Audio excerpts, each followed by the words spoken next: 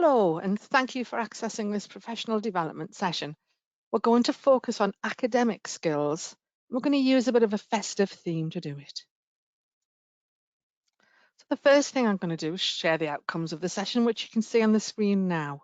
We'll be asking you to analyse the skills and knowledge needed to be successful in higher level studies, and we're going to break down some of their important components, providing some examples of what they look like in practice. So I'm going to start off by asking you to consider what is meant by the term academic literacies. Please pause here for a second to think about what you think we mean by it and make a note of it either mentally or on paper.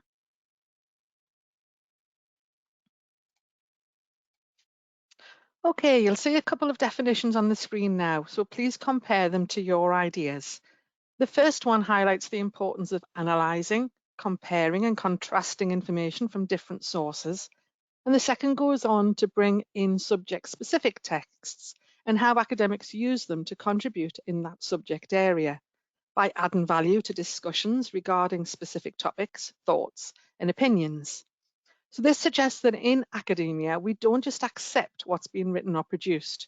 We question it and apply context to it in order to analyse the impact of it and evaluate its relevance and importance. From the University of Bristol, the next definition continues further to include how academics use the information gained from their research or reading. This includes producing notes, demonstrating an understanding of what's being written and using it in a specific context or for a specific purpose. In HE study, what this results in is the scholar carrying out research and then demonstrating their depth and breadth of knowledge on a subject or topic by producing written work which uses their findings in the correct way to justify an argument or point, whilst evaluating all aspects of the topic from differing viewpoints. So if this, like this dog, you're a little bit confused by what all that means, we're going to talk about now, what does it look like in practice? So if you're feeling unsure, in user-friendly language, it's about reading with purpose, not simply accepting what is being read by evaluating the author's perspective and purpose. Targeted and purposeful reading is needed, and then using what is being read to inform written work, which has an academic style in relation to the tone, the register and level of formality, whilst also using your own voice in your writing. And finally, students should develop their ability to use the findings from their research effectively. So we're going to go on to explore what this might look like in the academic world, exploring terms used here in practice.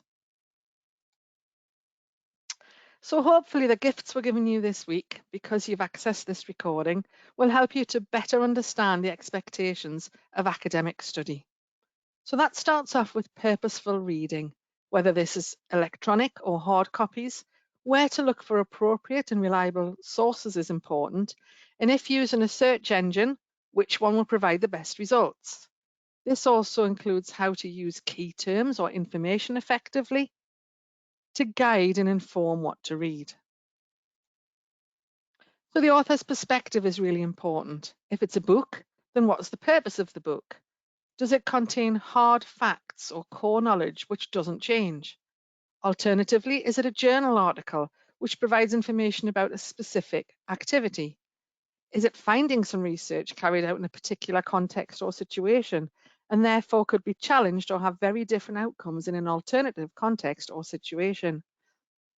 Is the text trying to persuade the reader to do something or think in a certain way? These reading skills are important when carrying out academic research, and if you're aware of them, can be developed and improved with practice. So moving on to writing now, we'll first explore the tone. Do you know what tone to use in your written work? What level of formality is needed? How assertive or persuasive should it be? What features make writing more or less formal?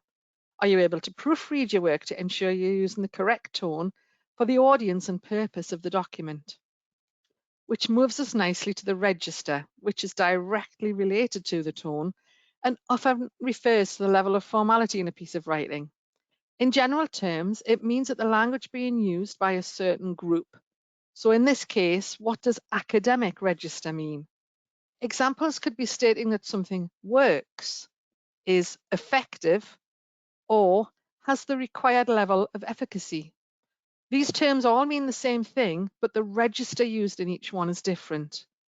And this can also be linked to reading. As you read academic reports or texts, you'll encounter examples of the register that you'll need to use in your writing, and might also come across some terms which you aren't familiar with. So we'll now focus on formality in more detail. Generally, we're used to informal or chatty language in our everyday communications with each other. In texts and emails, we generally adopt a more informal tone, even at work. But in academic studies, we should know when this is appropriate and when we should adhere to the conventions of formal writing. For example, not using contractions or shortened terms such as I've instead of I have, and shouldn't instead of should not. Also, formal writing tends to use longer, complex sentences, and informal use uses shorter, simple sentences. It's more objective, using more technical language, and also normally from a third person perspective. So finally, student voice. In academic studies, we must present a clear position on the topic or subject we are writing about, and must build our ideas resoundingly and successfully in our written work. We will be required to draw from a range of academic sources to support or discuss the claims that we make, and there should be a clear distinction between our own thoughts and words and those of other authors. Written work should present a clear position, knowledge or understanding of a topic, which is defended or supported by findings of the research we've carried out. And then finally, we might also bring in concepts or evidence from sources which contradict our ideas, along with why we do not consider them to be relevant or useful. Okay, so let's move on to some examples of this in practice now, keeping with our festive theme. Firstly, it would help to know how to make the best use of the individual library or library services you have access to. The staff working in libraries are there to help, not just record who borrows what. Speak to them about what support services they offer. They're normally really helpful and will be very interested in what research you're carrying out. So in our new digital world, the sustainable option is for all library documents to be digitized. So we'll continue with this session for this context, assuming that we're going to be carrying out the research electronically. Okay, so the first point we'll explore is where to start. If the question is something like, review the impact of the human body of excessive partying, then we might just simply type that question into a search engine. Doing this using Google provides around 165 million hits. Not very helpful. And it would be quite time consuming to read and identify the ones which are going to be the most useful for this task. So putting this into Google Scholar instead gives us around 27,000 hits. And as can be seen on the screen now, the list also shows if the document is available directly from that search. Using this instead increases the reliability of the documents or content included being valuable. And there's also a filtering option too to choose date ranges. Thinking about search terms rather than using the question, and as you can see by the hits that have come through there, to try and get the focus off alcohol. If we consider the question in more detail and use a different term, such as, what is the impact on adults of excessive partying? This is what we get. And this return appears to have a more focused and relevant articles, which can be used to consider a number of different perspectives to help us to gather evidence which we could use to develop our knowledge and understanding of the topic and support or discuss the points that we wish to make in the production of an assignment. Or it might also be highlighting for you or signposting you to avenues that you might take to explore the subject further. Now let's move on to the author's perspective. We do need to be able to identify and analyse the standpoint of the author. Why have they written the text? How do they feel about the subject? What are they trying to achieve? remembering that we shouldn't simply accept what is being said in the text. We should evaluate what's being said and why it's being said. In other words, we should actually engage with what we are reading rather than passively accepting it. So what you can see on the screen now could relate to how you look at pieces of text. And when reading something, you could ask yourself some questions about it. And you can see some examples on the screen here. Obviously, these would be adapted depending on what you're reading.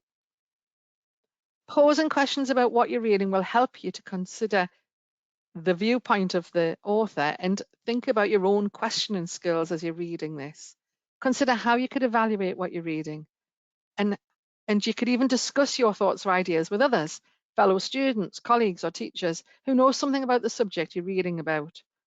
All these approaches will help you to develop your research and reading skills. So moving on to writing, we're now going to explore the tone, a term which refers to the way a piece of writing communicates with its readers. So we've included some examples of language which could be deemed as too informal or conversational for academic writing. We should be using precise wording and specific facts rather than generalizations, and try to limit our use of words which could be deemed as opinionated or ambiguous. These are some examples of a more formal tone. Other tips would include avoidance of the language typically used in public speaking. For example, let me explain, as we have seen, as these can be distractive. It would also be good practice to leave out generalizations and cliches, and also avoid words which express value judgments. For example, something is wrong, crazy, or ridiculous, unless, of course, they are important to get a point across, and of course, you can back them up as well. We should also be aware of our personal pronoun use. Too many I's and me's can negatively influence credibility. The word you also creates a casual conversational tone and could be perfect for a blog, but wouldn't be the correct tone in a piece of academic text. Moving on to register, and there are a number of features related to the register of academic writing. We're going to discuss some of them. Hopefully the image of the more formal and old cash register here will help you to remember the following concepts. Starting with complexity. Academic writing uses longer words and tends to include a more varied vocabulary than informal text, using more noun-based than verb-based phrases. It will have a higher level of grammatical complexity, including more subordinate clauses and complex sentences. It will contain precise facts and figures and will be written objectively rather than using a personal tone. That's when third-person perspective is generally seen. Explicit connections can be made between the different sections of the text, and it should be very clear to the reader how parts of the texts are related, using vocabulary accurately to ensure there's no ambiguity. The writer should be very clear about their stance on subjects, topics, or points they include, and not hedge their bets. Taking responsibility is extremely important. The writer must be able to provide evidence and justification for any claims they make, whilst also demonstrating an understanding of any source texts they use. And finally, academic writing should be well organised, flowing easily from one section to the other in a logical fashion. So some general rules of thumb here include striving to inform fully, exploring points made from different perspectives, being very precise, demonstrating a knowledge and understanding of research carried out on the topic by also engaging with citations and paraphrasing effectively. Okay, moving on to formality in a bit more detail now. We don't always differentiate when it's appropriate to use a more formal tone, how it contributes to the success and acceptance of what we're saying, and how getting the level of formality right for the audience and purpose is so important in academia. In the world of the internet and social media, the majority of written texts we read is short, snappy, and tends to be uncomplicated and easy to access. We're now asking you to do this in your reading, engaging with, and producing very different types of texts. So examples of these could help us to do this. So looking at the examples on the screen now, I could ask you to consider how these sentences and phrases could be made more formal. There's nothing here or there that isn't grammatically correct or ambiguous here, but it just doesn't have the appropriate level of formality to have credibility in an academic context. I'm now going to ask you to compare these to the more formal examples now shown on the screen. This will help you to develop your awareness of the expectations of higher level study. You could then revisit your own writing and carry out the same process. Using the images of the gentleman in the bow tie as a guide, how might the second, more informally dressed man use level of formality to construct how they communicate? Think about academic writing as being the formal dinner party rather than sending a text to a friend. This might help you to consider the types of words and phrases that you use and change your level of formality in your academic writing and studies. So we'll now explore the final area of student voice and the requirement for us to present a clear position on the topic or subject we're writing about, building our ideas resoundingly and successfully in written work. We'll go back to the question we used earlier to review the impact on the human body of excessive partying. On the screen now is a possible example of a response to the question. Looking at it, it's obvious that the writer has carried out research on the topic and is using it to show perspectives and ideas on it. But is it clear what the writer's ideas are? Is there a clear position presented? It is just a snapshot, but do we get any idea of what the writer thinks or believes themselves? An activity which could help you to develop this skill would be to explore examples of academic work and identify the writer's voice. Then practice producing written work which demonstrates your own knowledge or understanding of a topic, defended or supported by findings of the research you've carried out on it. You might also bring in concepts or evidence from sources which contradict your ideas, along with why you do not consider them to be relevant or useful. And also this would allow you to demonstrate analytical skills too. Also keep in mind that you'll be required to withdraw from a range of academic sources to support or discuss your claims, and that there should be a clear distinction between your own thoughts and words and those of other authors. This example here does very little of that. So look for examples which you could use to develop or improve how you do this, as it would help you to reproduce this in your own work. Okay, then to summarize, academic literacies have many different factors which contribute to success. Breaking the factors down into their component parts will help you to understand the expectations and requirements of academic literacies. And if you consider what I've spoken about in this session, it should help you to develop the skills, knowledge, and confidence you need for future academic success. So for information, the reference list for the sources used in the example text on the student voice slide can be shown on the screen now. It's not Harvard referenced, and I haven't discussed which referencing system to use. That would be dependent on your organizational or HE provider preferences. And just to share another quick bonus of using Google Scholar, it does provide clear information about how to cite sources using different systems, which absolutely saves you time. Okay, we've come to the end of the session now, and thank you again for taking the time to access it.